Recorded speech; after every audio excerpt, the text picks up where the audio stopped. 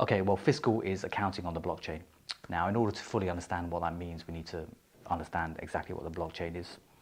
The blockchain is basically a digital ledger that records transactions that are added to the blockchain using a cryptocurrency such as Ether or Bitcoin, and the transactions are recorded publicly and chronologically. Now, to go into more detail about this, the blockchain is a chain of blocks. Each block contains many transactions and each block is linked to the previous block.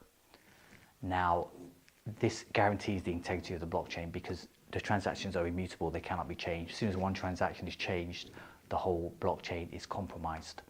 Now, in the field of accounting, this is very, very useful because the transactions are public, they're added to the blockchain, and they're immutable, they cannot be changed.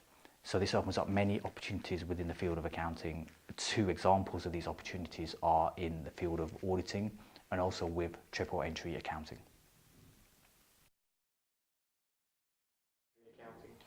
Well, triple entry accounting, in order to fully understand that, we need to understand how things work currently. Now, currently, the vast majority of accounting systems use a methodology called double entry accounting. Now, the way double entry accounting works is that the buyer and the seller, for the purpose of the example, let's say the buyer and the seller have two ledgers. In reality, they have more than two ledgers, but for this example, the buyer and seller have two ledgers, a cash ledger and an assets ledger. Now, when the buyer buys an asset from the seller, the buyer's cash ledger will decrease by the cost of the asset, and their asset ledger will increase because they're spending money and they're receiving an asset in return. Now, with a seller, the opposite happens because they are receiving money, so therefore their cash ledger will increase and their asset ledger will decrease because they're giving an asset away to the buyer. So in terms of triple entry accounting, this introduces a third dimension. So in addition to the ledgers being, the two ledgers, the cash ledger and the asset ledger increasing and decreasing, this will still happen. But the third dimension will be that the transaction will also be added to the blockchain. Now, this will be added in terms of a smart contract. Now, the smart contract will be digitally signed by the buyer and the seller. Details of the transaction will be added to the smart contract in terms of the number of the goods, the quantity, the cost.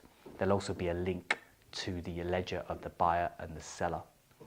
So, looking forward now, we will have a network of transactions all linked on the blockchain. They'll all be linked because they have links to the ledger of the buyer and the seller. So there will be a big network of all transactions linked, through every company, in every city, in every country around the world.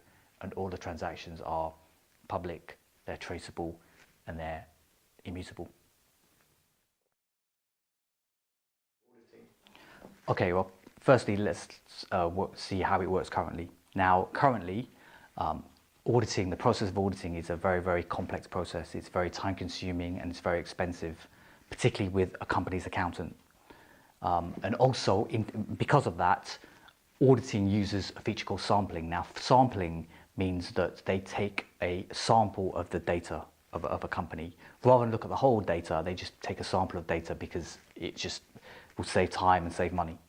Now, with accounting on the blockchain, with FIZcal, all the transactions are on a public blockchain. So this will mean that not a sample of data doesn't have to be used. The whole data set could be used in theory. And also because the data is public, the transactions are public, this could be automated, and this will have savings in terms of time and in terms of cost. Well, we did consider using Ethereum. Ethereum does have the smart contract functionality. It has a rich feature set, but we will be using our own bespoke blockchain because the problems with Ethereum, and we've seen that recently, is that it's not very scalable, and for that reason we'll be creating our own bespoke blockchain.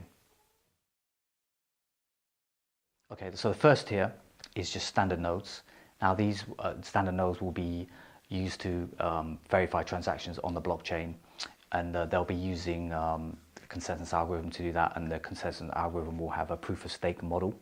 Now in return for verifying the transactions, the standard nodes will earn FIZcoins as a staking rate on the blockchain.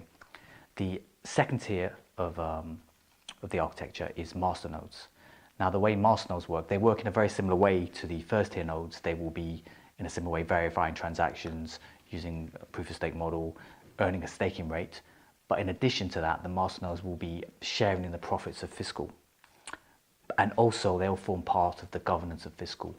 Now, the way governance works is that each of the master nodes, they can make proposals to improve the system. So for example, they could add a proposal for a policy update. They could add a proposal for an amendment to the software, a change in the policies.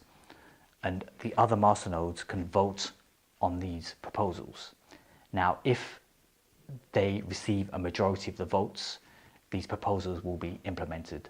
Now, this is why FIZcal is a decentralized system, and there is no central authority because the master nodes govern the system.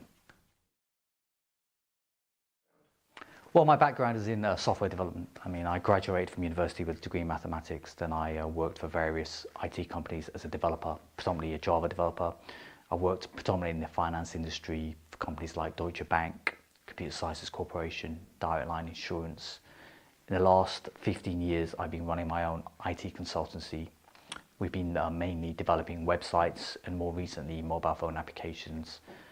Predominantly, the applications have been in the field of social networking, but also in artificial intelligence, education, machine learning, language apps and brain training apps, and also car racing games. Well, I mean, I first learned about Bitcoin in 2011, and I was absolutely fascinated by the technology. But I didn't invest until late 2014.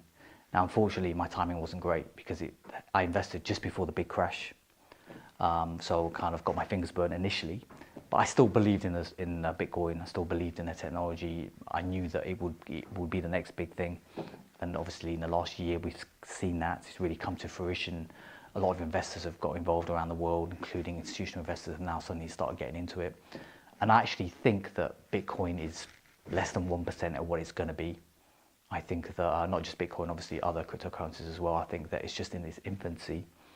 And I think that ultimately cryptocurrencies will replace fiat money. I think we just need one country to adopt a cryptocurrency, and then I think the rest will follow suit. So I think, as I said, I think we're still in the very early days of cryptocurrencies.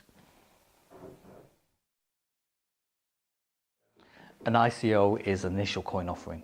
Now, its initial coin offering is a funding mechanism where new projects can raise money by selling their underlying crypto assets, their crypto coins. In our case, that will be FIZcoins, and they will be sold for other more established cryptocurrencies like Bitcoin and Ethereum.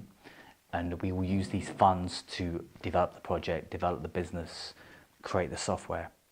Now, an ICO is very similar to an IPO, an initial public offering, where company shares are sold to investors, and these funds are used to grow the business, develop the software, and